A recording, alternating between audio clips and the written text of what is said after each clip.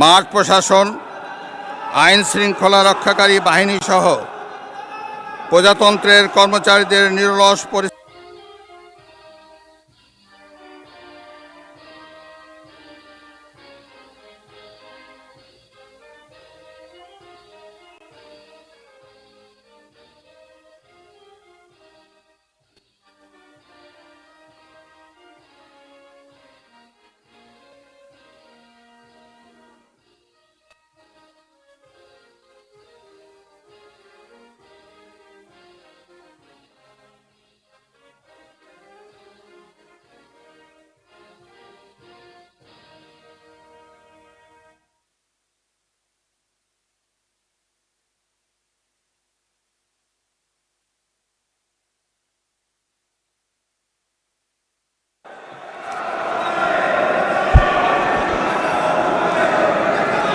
মাননীয় সদস্যবৃন্দ,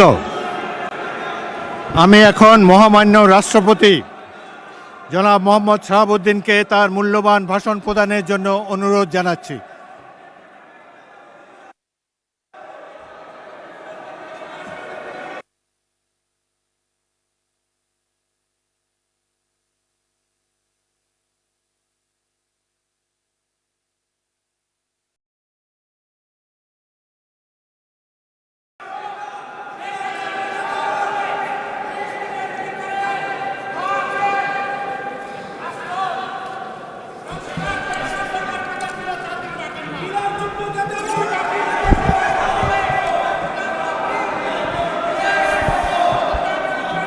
মাননীয় সদস্যবৃন্দ, সংসদের শৃঙ্খলা রক্ষা করুন।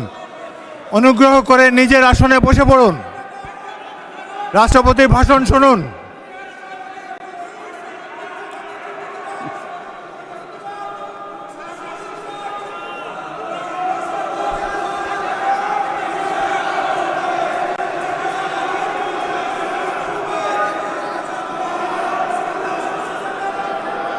বিসমিল্লাহির রহমানির রহিম। সম্মানিত সংসদ নেতা ও প্রধানমন্ত্রী, জনাব স্পিকার ও ডিপ্টি স্পিকার, হিজ এক্সেলেন্সিস,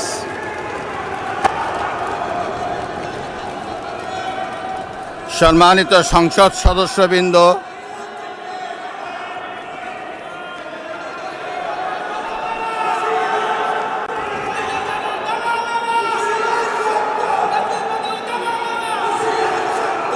আমন্ত্রিত অতিথিবৃন্দ,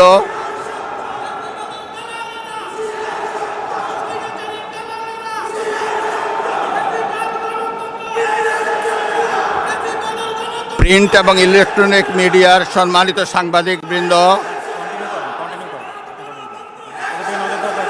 আপনাদের সবাইকে জানাই আন্তরিক অভিনন্দন ও শুভেচ্ছা।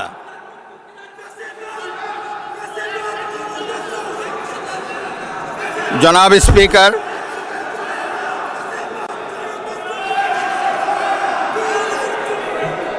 ত্রয়োদশ জাতীয় সংসদের এই উদ্বোধনী অধিবেশনে বাংলাদেশের ইতিহাসের এক ঐতিহাসিক মুহূর্ত। হাজারো শহীদের রক্তের সিঁড়ি বেয়ে দীর্ঘ ১.৫ দশকের ফ্যাসিবাদী শাসনের অবসানের পর একটি শান্তিপূর্ণ, অবাধ, সুষ্ঠু ও নিরপেক্ষ নির্বাচনের মাধ্যমে নির্বাচিত প্রতিনিধিদের নিয়ে এই মহান জাতীয় সংসদের যাত্রা শুরু হয়েছে। ত্রয়োদশ জাতীয় সংসদ নির্বাচনে অংশগ্রহণকারী সকল রাজনৈতিক দল এবং এই নির্বাচন আয়োজনের সঙ্গে সংশ্লিষ্ট সকলের প্রতি আন্তরিক অভিনন্দন।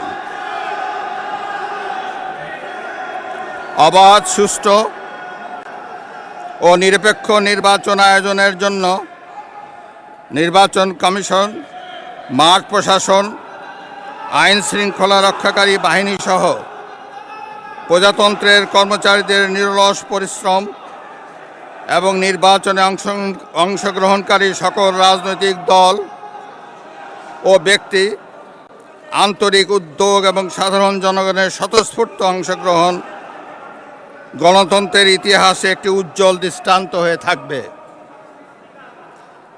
বিএনপির চেয়ারম্যান জনাব তারেক রহমানের নেতৃত্বে বর্তমান জাতীয় সংসদে বিএনপি ও সমমনা দলগুলোর 2/3 বেশি আসনে বিপুল ভোটে জয়লাভ করেছে।